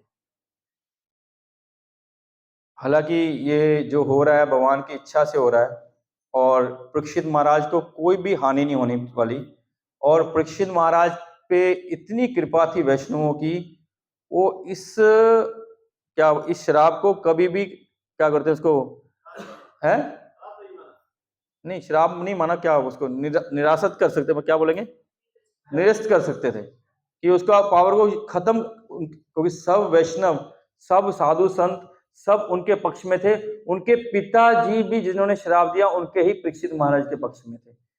लेकिन उन्होंने क्या सोचा कि ये भगवान की इच्छा से हो रहा है, और भगवान इसको मेरा को इसका निमित्त बना रहे हैं किसी कारणवश, इसलिए मैं इसको निरस्त नहीं करूंगा। नहीं तो ये श्राप को खत्म करना कोई ही बड़ी बात नहीं थी उनके लिए, कोई भी बड़ी बात नहीं थी। लेकिन ये श्राप उन्होंने एक्सेप्ट किया। लेकिन यहाँ वो क्या बोले, सबसे नीच। लेकिन ऐसा नहीं था, परीक्षित महाराज इस श्रीमद् भागवतम के प्राकट्य के निमित्त बने हैं। आज के समय में वैष्णव बोलिए, अवैष्णव बोलिए, चाहे कर्मकांडी समाजी बोलिए, लेकिन इस भागवत महापुराण का बहुत सम्मान है। चाहे कोई भक्त है नहीं है, आप देखेंगे बहुत सारे लोग ऐसे हैं जो अपनी मान प्रतिष्ठा के लिए भी भागवत सप्ताह कराते हैं, नहीं का नाम यश के लिए भागवत करते हैं, क्योंकि भागवत इस काल सब काल में सर्वोत्तम ग्रंथ है, इससे ऊपर कुछ नहीं है। इसके श्रम नष्ट प्राय अभद्रेशु, इसके सुनने मात्र से हमारे जन्म जन्मांतरों के पाप चले जाते हैं। हम लोग इसको सुनने मात्र से, भक्त अगर कोई ठीक से श्रद्धा से सुनेगा, अब भक्त पापी से पापी व्यक्ति भी भक्त बन जाएगा, अगर वो श्रद्धा से जाके सुनने गया है तो। अगर सिर्फ एंटरटेनमेंट के लिए गया, ठीक है, वो सहेली जा रही है, दोस्त जा रहा है, चलो वहां चले जाते हैं, फिर भी उसको पुण्य तो मिलेगा। लेकिन वो श्रद्धा से अगर इसको सुन लेगा, इसको जीवन में उतारने का प्रयास ही करेगा, तब भी ये बहुत लाभकारी है, हमको जीवन में तार देगा। तो यहाँ उन्होंने श्राप दिया। तो श्राप देने से परीक्षित महाराज का कोई हानि नहीं हुआ, उनको कृपा मिली। इस श्राप के माध्यम से उनके जो भी भौतिक कार्यकलाप था उन्होंने सब त्याग दिए। और कहाँ चले गए वो? हाँ, बोले महाराज बोलते कभी शायद कुछ लोग कई जगह गंगा नदी लिखा है, कई जगह यमुना नदी लिखा है, ऐसा लिखा है बहुत जगह, बहुत शास्त्रों में। वो हो सकता है कि ये कल्प भेद भी हो, लेकिन ठीक है। वो अपने सारे कार्यकलाप, भौतिक कार्यकलाप छोड़ के, हालांकि जो उनके कार्यकलाप थे भौतिक नहीं थे, क्योंकि वो तो भक्त हैं। भगवान बोलते हैं कि जो भक्ति में किए हुए कार्य हैं, किसी प्रकार के भी कार्य हैं, वो सब भक्ति में गिने जाते हैं। तो वो छोड़ के चले गए, जाके वो वहां गंगा नदी के तट पे बैठ गए और इस बचे हुए समय का कैसे सदुपयोग करके इसका परम लाभ प्राप्त कर हो सके, उसको पाने के लिए वो प्रयास किए। और उनको वहां पे उनके गुरु महाराज का प्राप्ति हुई, जो थे कौन थे? कौन? हाँ, सुखदेव गोस्वामी, जो भी 12 महाजनों में से एक महाजन है। जितने भक्त हैं भक्त समाज में, उनमें से 12 महाजनों में बहुत प्रमुख हैं, उनमें से एक है सुखदेव गोस्वामी, वो उनको मिले। लेकिन बात हो रही है श्राप की, और हम लोग चर्चा कर रहे हैं अभी दामोदर मास की।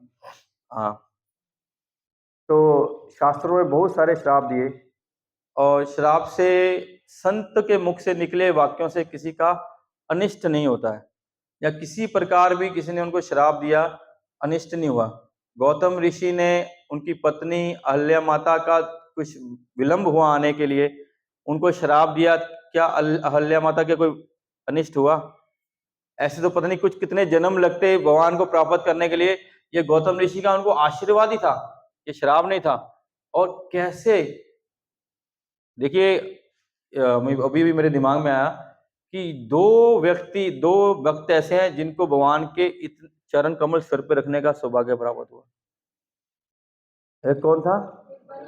एक बलि महाराज और अहल्या माता। कितना बड़ा सौभाग्य प्राप्त किया!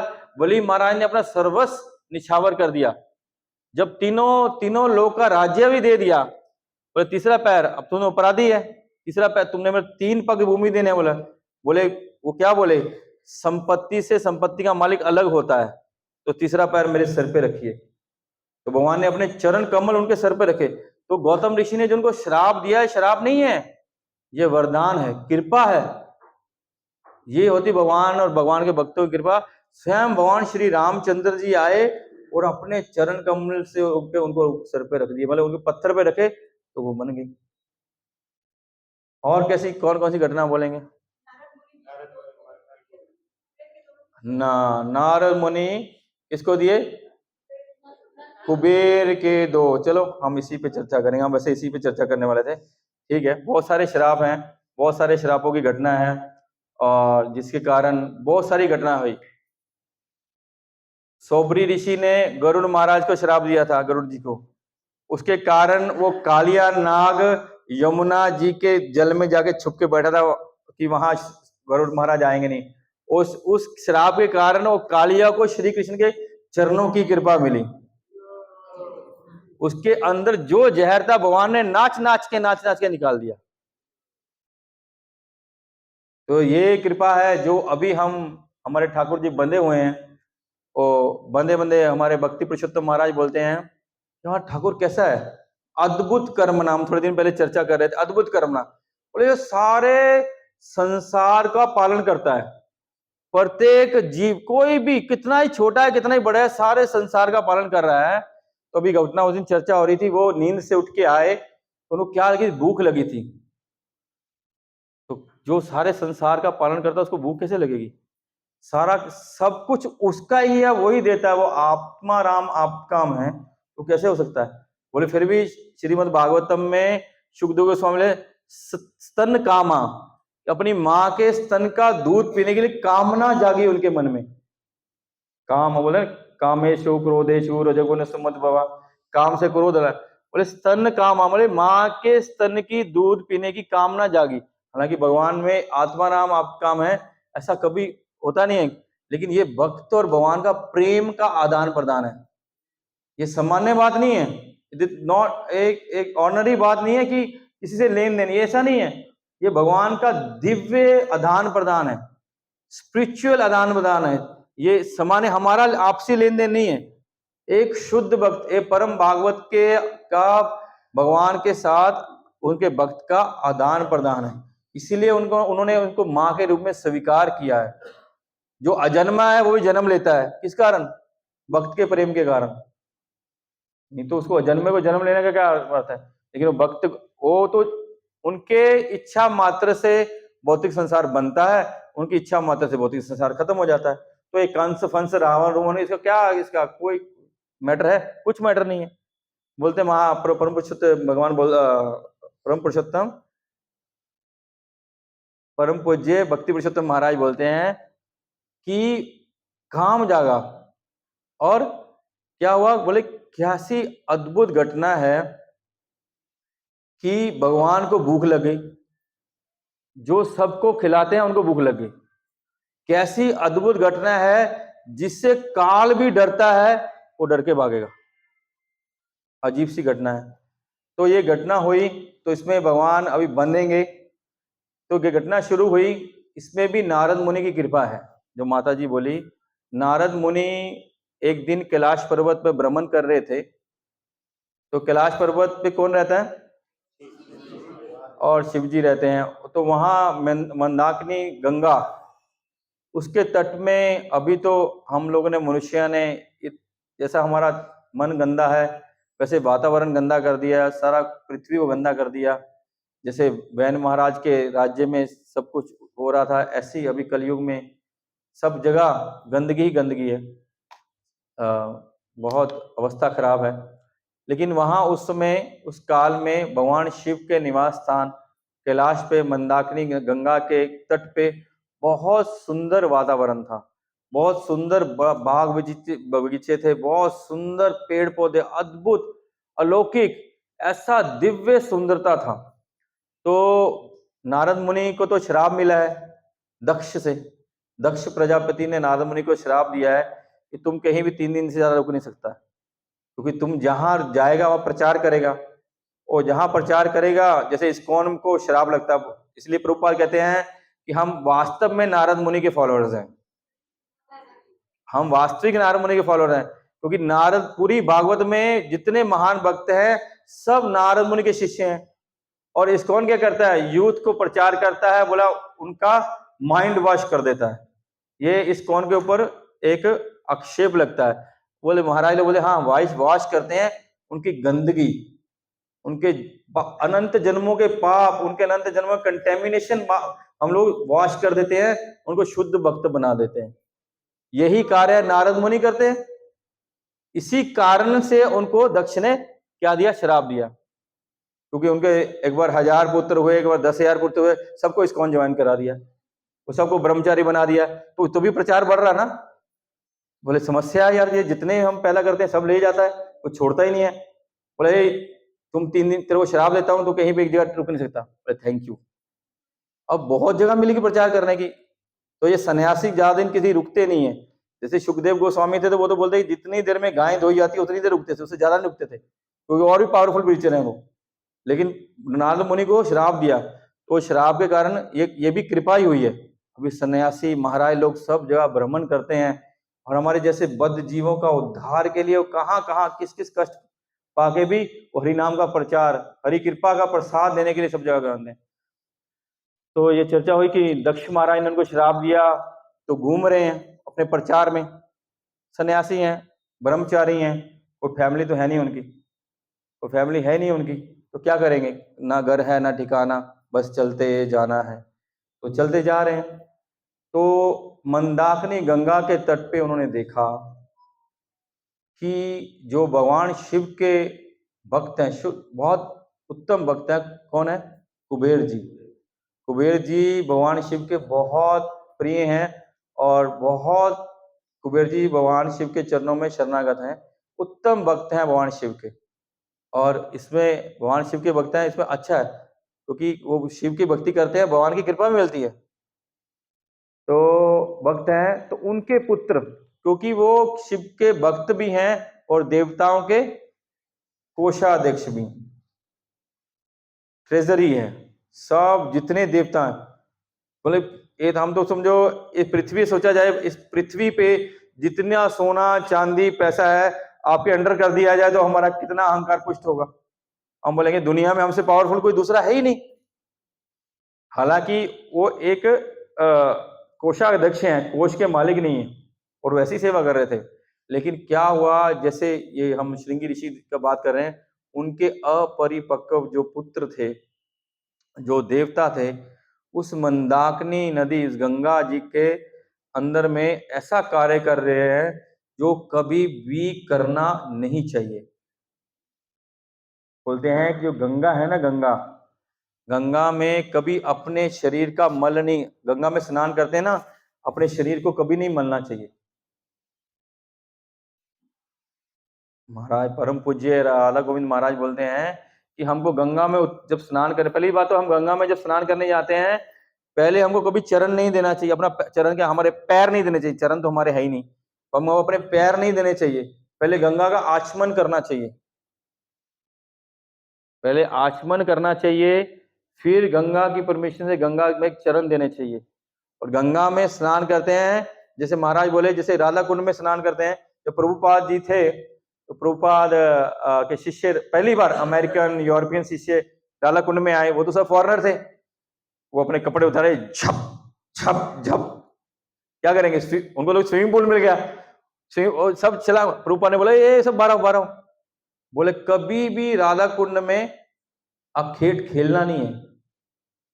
जैसे हम लोग जाते हैं सरजियो नदी में खेलने लग जाते हैं, हरिद्वार जाएंगे गंगा जी में खेलने, महाराज बोलते हैं हमको खेलना नहीं है, सम्मान से आचमन करके उनका प्रणाम करके गंगा में जाके अंदर जाना चाहिए, 3 डुबकी लगाओ और बाहर आ जाओ। वो खेलने का स्थान नहीं है, वो पतित पावनी परम पावनी गंगा है। हमको वहां कभी भी मलना नहीं चाहिए, कभी अपने कपड़े नहीं धोने चाहिए, कभी कपड़े निचोड़ने नहीं चाहिए, कभी पाँव नहीं देना चाहिए, कभी कोई गंदगी उसमें फेंकनी नहीं चाहिए, कभी गंदे हाथ नहीं धोने चाहिए। ये सब काम नहीं करना चाहिए हमको, महाराज बोलते हैं। महाराज बोलते हैं, महाराज छोटी सी बात बता रहे थे, थोड़ा सा लेट हो जाएगा मेरे को लग रहा, नहीं तो मन शराब में रहे। तो महाराज बोले थे, एक कवि या एक भक्त ने लिखा है, गंगा, एक भक्त जा रहा है गंगा में स्नान करने के लिए, वो कह रहा ना ना गंगा में स्नान करने मत जाना, मालूम है वो, बोलते हैं, बोलता है ए गंगा में स्नान करने भूल के भी मत जाना, अगर गंगा में स्नान करने गया तो नंगा हो जाएगा तुम। अगर तूने गंगा में स्नान किया तो नंगा हो रहना पड़ेगा, तेरे को नंगा ही रहना पड़ेगा। बोले अगर तूने गंगा में स्नान किया तो शरीर पे भस्म लगानी पड़ेगी। बोला अगर गंगा में तूने स्नान किया तेरा घर बार सब लुट जाएगा, तेरे को पहाड़ में जाके रहना पड़ेगा। अगर गंगा में स्नान किया गले में सांप धारण करना पड़ेगा। क्यों, क्या बोल रहे हैं कि गंगा इतनी पतित पावनी है, अगर गंगा में स्नान करेंगे, बोलते ना हम हरि की पौड़ी बोलते हैं ना, हरिद्वार बोलते हैं, हरिद्वार के 2 अर्थ बोलते हैं, क्या क्या है हरिद्वार का 2 अर्थ, हरि का द्वार यानी बद्रीनाथ जो जाते हैं वैष्णव, वहां विष्णु का द्वार, और हर का द्वार जो केदारनाथ जाते हैं कि वो शिव, भगवान शिव का द्वार है। तो बोले वो ऐसे बोल रहे हैं लेकिन गंगा की स्तुति कर रहे हैं कि अगर तू गंगा में स्नान करने जाएगा तो तू शिव जैसा बन जाएगा। इतनी कृपा है गंगा की, हम तो जाते नहाते हमारा कुछ होता ही नहीं है, तो हमारी श्रद्धा नहीं है। बोले तुम्हारा बसम तेरे को लेना, शाम गले, बोले सारा परिवार का एक बूढ़े बैल मिलेगा उसमें जब घूमोगे, ये है। बोले और जो हरिद्वार जाते हैं, जो हरिद्वार जाते हैं गंगा में स्नान करने से बोले 2 भुजाएं से 4 भुजाएं हो जाएंगी, मत जाना, कहता शरीर ये इतना सुंदर शरीर है सब नीला हो जाएगा। क्यों? क्योंकि आप विष्णु दूत बन जाएंगे, वहां बोलते हैं महाराज बता सुनाए सुंदर बात। बोले गरुड़ महाराज उड़ रहे थे, उनको भूख लगी, देखे कि गंगा में एक सांप तैर रहा है, गंगा में एक सांप तैर रहा है तो उनका डाइट है सांप। उस दिन महाराज परम पूज्य भक्ति आश्रम महाराज एक बहुत सुंदर कथा आप उनका यूट्यूब में सुनेंगे, और जो भगवान का वो कदम पेड़ है ना, जिससे भगवान ने जम मार के कालिया के नाग में, क्या नाम है उसका, केली, उसका बारे में महाराज ने एक कथा की है बहुत सुंदर। तो कोई उसमें बताया गरुड़, तो बोले गरुड़ भगवान का गरुड़ महाराज का सांप वो डाइट नहीं है, वो जस्ट लंका की तरह, मिर्ची की तरह कि प्रसाद में वो रखते हैं थोड़ा टेस्ट डेवलप करने के लिए। तो गरुड़ महाराज उड़ रहे हैं, तो गंगा मैया में एक सांप है, मुझे थोड़ा भूख लगा, थोड़ा सा रिफ्रेश हो जाता, थोड़ा हम लोग जाते हैं यहाँ से मायापुर, यहाँ से दूर जाएंगे, रास्ते में कुछ मिलता है थोड़ा खा लेते हैं ना तो वो गरुड़ महाराज उड़ रहे हैं, उड़ते उड़ते सोच रहे हैं ओ ये सांप अच्छा खासा लग रहा है, इसको ही खाते हैं। अभी थोड़ा कोल्ड ड्रिंक पीते हैं, जैसे थोड़ा चिप्स खा लिए, आलू चिप्स ये सब, बोले खा लेते हैं। बोले जैसे वो नीचे आने लगे, सांप जैसे वो गंगा के पास पहुंचे, वो सांप मर गया, उनके मुंह में डालने से पहले सांप मर गया। सांप ने देख लिया तो वो आ गया, उनके भय से सांप मर गया, गंगा में वो सांप मर गया। तो वो जैसे नीचे आए तो क्या हुआ, वो जो सांप मरा वो चतुर्भुज होके गरुड़ महाराज के पीठ के ऊपर चढ़ गया। गंगा की इतनी कृपा है कि गंगा में वो मरा तो गंगा ने उसको क्या भक्त का देख रहा है, भगवान का शुद्ध भक्त को देख रहा है, गरुड़ महाराज सामान्य भक्त नहीं है, तो उसको उनके दर्शन मात्र से, गंगा के स्नान मात्र से वो सांप क्या हुआ, चतुर्भुज रूप हो गया भगवान का, और जो उसको खाने के लिए आ रहे थे, चोंच में चबाने के लिए आ गया, उनकी पीठ में चढ़ गए सीधा वो लेके, और बोले गरुड़ महाराज ने उनको प्रणाम किया, लेके सीधा वैकुंठ धाम चले गए। यह गंगा की कृपा है। तो इस गंगा में वो नल कुबेर और मणिग्रीव क्या कार्य कर रहे थे, क्योंकि उनके पिताजी बहुत वैभव था, बहुत धन था, बहुत संपदा थी, हालांकि दूसरे की थी, माल दूसरे का था, लेकिन फिर भी उससे बहुत अहंकार। इसलिए वैष्णव जन बोलते हैं कि हमको ज्यादा पैसा पूसा नहीं मिले, ठीक है, हम सिंपल, प्रभुपाद बोलते सादा जीवन उच्च विचार। अभी हम लोग क्या हो गया, ऊंचा जीवन नीच विचार। प्रभुपाद बोले सादा जीवन, एक गाय रखो, थोड़ा सा जमीन रखो, खेती करो, गाय पालो, हरे यही बोलते सब अपना जीवन निकाल लो। तो थोड़े दिन तो रहना यहाँ पे, लेकिन ऐसा हो नहीं रहा, ना ही हम कर पा रहे हैं तो वो वहां पे मदिरा पान कर रहे थे, और वहां बहुत सारी स्त्रियों के साथ वो गंगा में स्नान, या स्नान तो नहीं कहेंगे, वहां अखेट कर रहे थे, जो कि अशोभनीय था।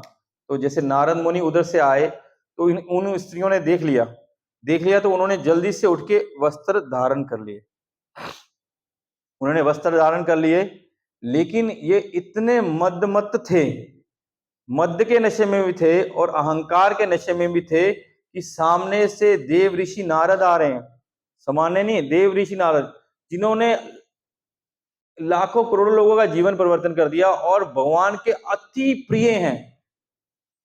बस जैसे होता है ना, ग्रीन कार्ड मिलता है ना, अमेरिका का वीजा ग्रीन कार्ड मिलता है, ग्रीन कार्ड होल्डर, अभी तो लफड़ा चल रहा है इंडिया अमेरिका का, चलो छोड़ दो, कि आप कभी भी अमेरिका जा सकते हो, कभी भी आ सकते हो, ऐसा परमिशन है। या आपको एक ऐसा मोदी जी एक आपका आईडी कार्ड बना दें कि आप कभी मोदी जी के ऑफिस में घुस सकते हैं, तो आप कितने स्पेशल होंगे। जब ममता दीदी लगा लो, ये नबाना में घुसना है आपको, ममता जैसा भी आपका अच्छा हो, तो कितने आप स्पेशल होंगे, कितनी आपकी पावर होगी। ऐसे ही जो नारद जी हैं, उनकी इतनी पावर है, कभी भी बैकुंठ धाम में कहीं विष्णु के रूम में कहीं भी घुस सकते हैं, इतनी पावर है उनकी। पावर मतलब भगवान की इतनी परमिशन है उनको, इतनी कृपा है। ऐसा महाभागवत आ रहा है, लेकिन जो अहंकार होता ना, वो बहुत ज्यादा उसका प्रभाव होता है। हम दूसरे का जो वैभव है या दूसरे की क्वालिटीज को देख नहीं पाते हैं। तो उन्होंने क्या किया, माता जी लोग जो स्त्रियां थी वो तो उतर की वस्त्र धारण की, लेकिन वो इतने अहंकार में मद थे कि उन्होंने, नारद मुनि आए, उन्होंने कुछ नहीं, ना उनको प्रणाम किया और ना ही उन्होंने वस्त्र धारण कर, बोले कि किसी भी हाल में, वहां पे श्रीमद् भागवतम में लिखा है प्रभुपाद ने, किसी भी हाल में हमको नीचे के वस्त्र कभी नग्न नहीं होना चाहिए। बोले पूर्ण नग्न थे। तो जब नारद मुनि ने देखा कि इतने बड़ा भक्त है इनका पिताजी, इतना बड़े भक्त है पिताजी, और इनको इतना अच्छा जन्म मिला, ये देवता बने, ये इतना निकृष्ट कार्य कर रहे हैं, तो इनको थोड़ा सा लेसन सिखाना चाहिए, थोड़ा सा टीचिंग्स देनी चाहिए, थोड़ी सी शिक्षा देनी चाहिए। इस कारणवश क्यों शिक्षा दिए? क्योंकि वो भक्त के संतान है, तो भक्त के पुत्र हैं। और नारद मुनि, प्रभुपाद लिखते हैं कि वो नारद मुनि की कृपा थी जो उनको ये श्राप देंगे, कि वो चाहते थे कि नरक में ना चले जाएं। भगवान जब उनका उद्धार करते हैं ना, तो उनको बोलते हैं कि ये मेरे भक्त की कृपा है तुम पे, तुमको नरक जाने से बचा लिया, और ये मेरे भक्त की कृपा है, इसलिए मैं तुम्हारा उद्धार करने के लिए आया हूं। इसलिए मैं बोल रहा हूं, भक्त के बिना कोई उद्धार नहीं हो सकता। शिला प्रभुपाद की कृपा नहीं होती तो हम इस जन्म में क्या पता कितने जन्म भागवत को हाथ ही नहीं लगाते। अभी हम सब भक्तों के घर में भागवत है, भगवत गीता है, संत समागम होता है, हरि नाम हो रहा है, अर्चा विग्रह है, हम सेवा कर रहे हैं, सुबह उठ रहे हैं, हरि नाम कर रहे हैं। ये कृपा छोटी बड़ी कृपा नहीं है, ये उनकी कृपा से ही हमको मिल रहा है। हमको हम उसका रियलाइजेशन नहीं कर पाते, क्योंकि हमको इजी अवेलेबल है, क्योंकि हम तो बोले आइए, वेलकम, प्लीज आइए, फोन कर करके बुला रहे हैं। इसीलिए हमको इसलिए वैल्यू नहीं मिल रही है।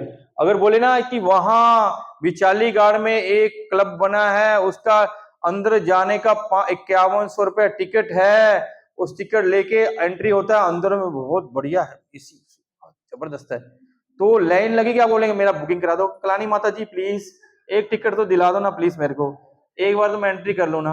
हाँ ना भाई, ऐसा होता है। लेकिन यहाँ फ्री है, प्रभु जी आइए, प्लीज आइए, हाँ हाथ जोड़ते आइए, आप आके बैठिए, हम पानी भी बोतल भी देंगे, आपको बिठाएंगे भी, एसी भी चलाएंगे, कथा भी सुनाएंगे, हरि कीर्तन में दिया भी अपने पास से देंगे भगवान को दिखाने के लिए, फिर प्रसाद भी खिलाएंगे, लेकिन आ जाइए। लेकिन फिर भी नहीं, बहुत मुश्किल है।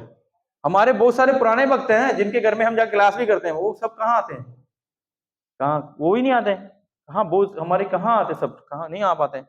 ये हमारा दुर्भाग्य है कि उन्होंने कृपा फुल चालू कर रखी है, फुल स्पीड में कृपा का पाइप चला, लेकिन हम उसको ले नहीं पा रहे। तो कहाँ थे? हाँ, वो नल कुबेर और मणिग्रीव गंगा जी में ऐसे नग्न अवस्था में थे। तो क्या है, प्रभुपाद बोलते हैं कि जो लोगों को नंगा रहने की आदत है ना, वो लोग क्या बनते हैं? पेड़। पेड़ तो नंगे ही होते हैं। तो अगर आपको कपड़े नहीं डालने की आदत है, जैसे फॉरेनर्स हैं, वो सब पेड़ बनेंगे, सब पेड़ अगले जन्म में पेड़ बनेंगे, खड़े रहेंगे की जगह नंगे होके, सनबाथ करेंगे, स्नोफॉल सहेंगे, बारिश सहेंगे, ठंडी गर्मी सब, बोले आराम से रहो, कपड़े डालने की जरूरत नहीं, डोंट वरी। तुमको इच्छा थी ना कि मैं नंगा घूमूं, सड़कों में नंगा घूमूं, जो भी हमारे भारतवर्ष की दुर्भाग्य, अभी ये कल्चर आ रहा है, ये कल्चर आ रहा है, ठीक है। तो स्त्रियों ने कपड़े पहने, लेकिन नल कुबेर ने कपड़े नहीं पहने। तो नारद मुनि ने कृपा करके, कृपावश महाभागवत महावैष्णव ने कृपा करके उनको श्राप दे दिया। उनको श्राप दिया कि तुम जाओ पेड़ बन जाओ। लेकिन उन्हें श्राप नहीं दिया, वरदान दिया। हम श्राप बोले, वरदान दिया। वो उनके चरणों में गिरे तो क्या बोले, क्या होगा? क्या बोले? उन्होंने बोले कि तुम पेड़ बन जाओ, तुम नंद मावा के आंगन के पेड़ बनोगे, स्वयं परम पुरुषोत्तम भगवान श्री कृष्ण आएंगे, वो आएंगे, तुमको दर्शन भी देंगे और तुम्हारा उद्धार भी करेंगे। बोले 100 वर्ष तक पेड़ बने रहे। ऐसा वरदान किसी भी वैष्णव को मिल जाए, बोले हाँ हाँ दे दो, अभी दे दो, अभी दे दो, वी आर ऑल रेडी। मेरे ख्याल में सब रेडी हैं। तो नारद मुनि बोले दे दो, बड़े दे दो। ऐसा 100 वर्ष में कृष्ण मिल जाएंगे, सिर्फ 100 वर्ष में कृष्ण मिल जाएंगे, हम सब रेडी हैं। कितने कृपालु नारद मुनि? कौन कौन बोलता कृपालु है? हाथ खड़ा कीजिए। ना सब नहीं मानते, सब नहीं मानते। किसका हाथ नीचे है? कौन कौन बोलता है नारद मुनि कृपालु हैं? कौन कौन नारद मुनि कृपा लेना चाहता है? तो क्या नहीं, हमको नहीं लेनी। शिला प्रभुपाद बोलते हैं ए 20-30 साल बचे हैं, इसमें हरि नाम करो, मैं तुमको भगवत धाम ले जाऊंगा। हम क्यों पेड़ बने? क्या जरूरत है? हमको अच्छा प्रसाद खाएंगे, अच्छा कीर्तन करेंगे, मायापुर, बद्रीनाथ, वृंदावन घूमने जाएंगे, दर्शन करने जाएंगे, और नाम करते करते शिला प्रभुपाद हमको ऐसे ही ले जाएंगे। हम क्यों पेड़ बनने जाएंगे भाई? तो शिला प्रभुपाद की बात मानो ना भाई। क्यों हम पेड़ बने? नारद मुनि बोले हाँ हमको श्राप दो, हम 100 साल नंगे खड़े रहेंगे, फिर हमको भगवान आएंगे। नहीं, वो बोले मैं तुमको ऐसे ही ले जाऊंगा। तो कौन कौन ज्यादा कृपालु है? कौन कृपालु है? प्रभुपाद। जय। ये प्रभुपाद की कृपा है कि 20-30 साल ठीक से भजन करो और तुम्हारा भगवत धाम पक्का।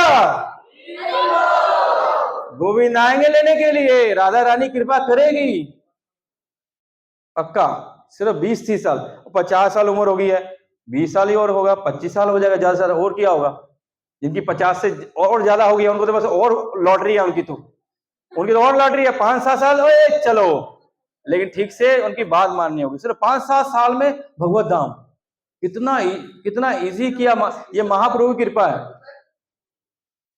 कोई जरूरत नहीं श्राप लेने की, कोई जरूरत नहीं वरदान। उनका वरदान प्रभुपाद ने अपना वरदान ऑलरेडी दे दिया है, क्योंकि वो नारद मुनि की फॉलोअर हैं। वही गुरु परंपरा है हमारी। हम ब्रह्म माधव गौड़ीय वैष्णव हैं। भगवान ने कृपा की ब्रह्मा जी पे, ब्रह्मा जी ने नारद जी पे, नारद जी ने व्यास देव पे। वही परंपरा में हमारे गुरु महाराज हैं नारद मुनि। उन्होंने और डिस्काउंट दे दिया। गौर हरि नित्यानंद प्रभु के रूप में आके बोले एक बार हरि नाम बोलो, बोले बोलो हरि बोल, हरि बोल, हरि बोल। चलो गए भगवत धाम, हो गया। प्रभु आज्ञा मांगी यही भिक्षा, कहो कृष्ण भजो कृष्ण करो कृष्ण शिक्षा। बस नित्यानंद प्रभु बोले एक बार हरि बोल बोलो, एक बार, कोई भिक्षा नहीं चाहिए, सिर्फ एक बार हरि बोल बोल दो, एक बार हरि बोल बोल दो। बाकी नित्यानंद प्रभु इतने कृपालु हैं, एक बार हरि बोल दो, चलो ले जाएंगे। प्रभुपाद इस सप्ताह अपने को इतना डिस्काउंट दिए हैं कि 16 माला जप करो, 4 नियम पालन करो, ठीक से वैष्णव कल्चर को फॉलो करो, इस जन्म में वो हमको भगवत धाम ले जाएंगे। ऊंच नीच आगे पीछे चलता रहेगा। बोले कि इस्कॉन के जहाज से उतरना मत, मैं तुमको पार लगाऊंगा, ये हमको गारंटी है उनकी, हमको शक नहीं करना। तो नारद मुनि ने दिया श्राप। तो नारद मुनि 12:30 बज गए, श्राप हो गया। तो रखें यहाँ पे, टू बी कंटिन्यू, ठीक है। भगवान वहां खड़े हैं वो मटके के पास। भगवान अभी, यशोदा मैया दूध उतारी है और भगवान अभी मटके के पास रो रहे हैं, बहुत गुस्से में है भगवान। और यहाँ पे नल कुबेर को श्राप मिल गया है, और नल कुबेर भी यहीं खड़े हैं, ठीक है। तो टू बी कंटिन्यू, आगे इसको कंटिन्यू करेंगे, ठीक है। श्रील प्रभुपाद की जय, श्रीमद् भागवत महापुराण की जय, आप सब वैष्णव भक्तों की जय। वंशकल्पतरुभ्यश्च कृपा सिन्धुभ्यैव च पतितानां पावनेभ्यो वैष्णवेभ्यो नमो नमः। अनंत कोटि वैष्णव वृंद की जय। जगत गुरु श्रील प्रभुपाद की जय। मेरी एक रिक्वेस्ट है, खासकर जो इस्कॉन के पुराने भक्त हैं, कि हमारा जो लोग भक्ति विश नहीं किए उनको इस बात का ज्ञात नहीं है कि हमको मंदिर आने का एक सिस्टम होता है, मंदिर में एंटर करने का एक कल्चर हमको हमारे आचार्य ने दिया, हमारे षड गोस्वामी ने। हमको मंदिर अंदर एंटर करते हैं तो बाहर नॉक करना चाहिए, और मंदिर में आना है तो हो सकता है आप गेट पे प्रणाम कर सकते हो, वांछा कल्प कर सकते हो, लेकिन मंदिर में आना है तो भगवान की कृपा लेने से पहले गुरु गोविंद दो खड़े काके लागू पाए, बोले हरि गुरु अपने जो गोविंद दिए मिलाए।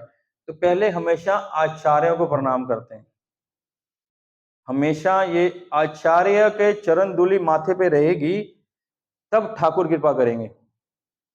आप जाएंगे मोदी जी को मिलने के लिए तो पूछेंगे आप कहाँ से आए हैं, बोलेंगे ना हम बंगाल के हैं, हम हावड़ा के हैं। बोले कौन तुमको लेके आया? वो आपसे आइडेंटिफिकेशन पूछेंगे।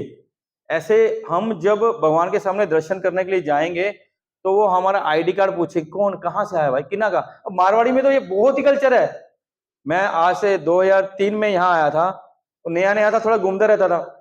तो जिस भी गद्दी में जाता था, कोई माल कपड़ा देखने की, कहाँ जाऊं, कहीं खबर मिलती थी ना कि कोई कपड़ा वहां अच्छा बिकता था, मैं बस पकड़ता था, भाखड़ा से सीधा पहुंच जाता था। बोले भाई कठे का थे, किना का, वो किना का पूछते थे, सब मालूम किना का, ये पूछते थे। तो ये वो पूछ रहे हैं क्योंकि वो महाजन है, हम माल लेने गए तो वो हमारे महाजन है ना, तो हमारे ये महाजन ही पूछेंगे, हमारे भगवान पूछे किना का। तो जब हम यहाँ प्रभुपाद का चरण धूलि लगी रहेगी ना, ओ ये तो अपने ही आदमी, आजा जा कोई अंदर अंदर। अब मोग लीला प्रभु बहुत सुंदर कथा सुनाते हैं इसके बारे में कि छोड़ो अभी मैं बोलूंगा नहीं, लेट हो जाएगा। शिला प्रभुपाद की जय। किसी का कोई प्रश्न है क्या? किसी का कोई प्रश्न है तो कर सकते हैं। जी माता जी, दंडवत प्रणाम माता जी।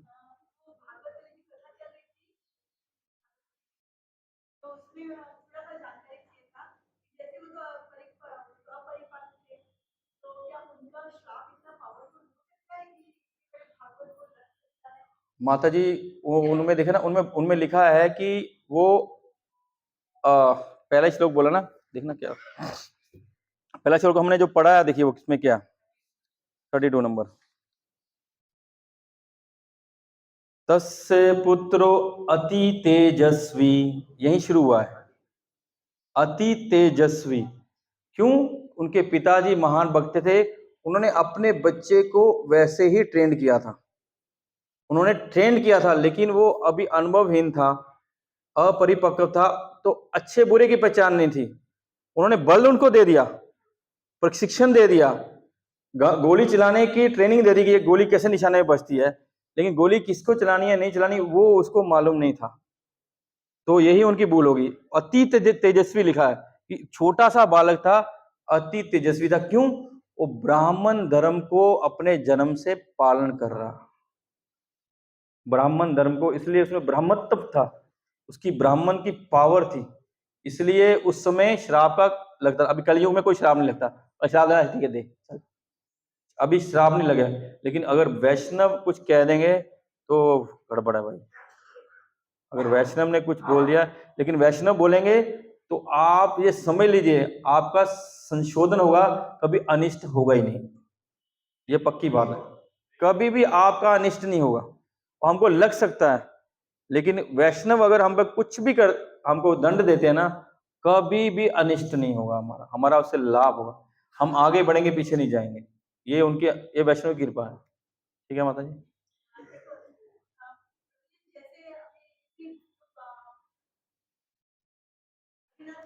हरि बोल। हाँ,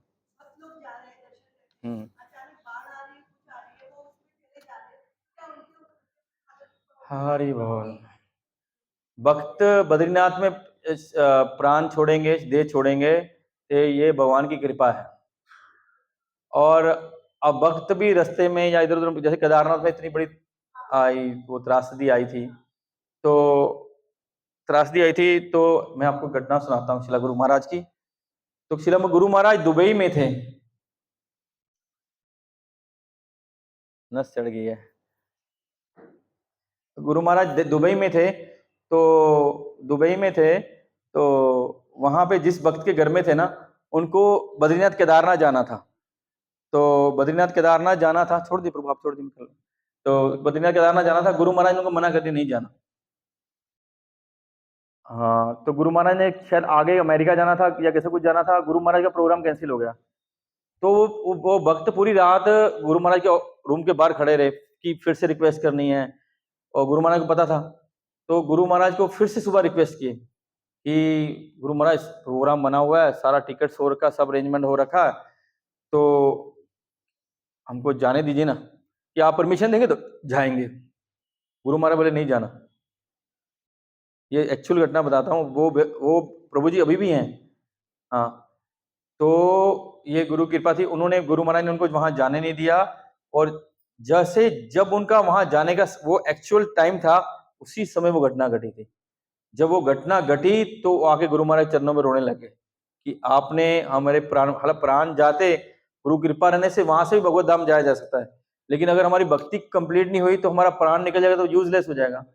तो अगर वहां सब लोग जिनके कर्म एक जैसे होते हैं ना माता जी, जिनके कर्म फल एक जैसे होते हैं, वो श्वेता चुंबक की तरह वहां एकत्रित हो जाते हैं।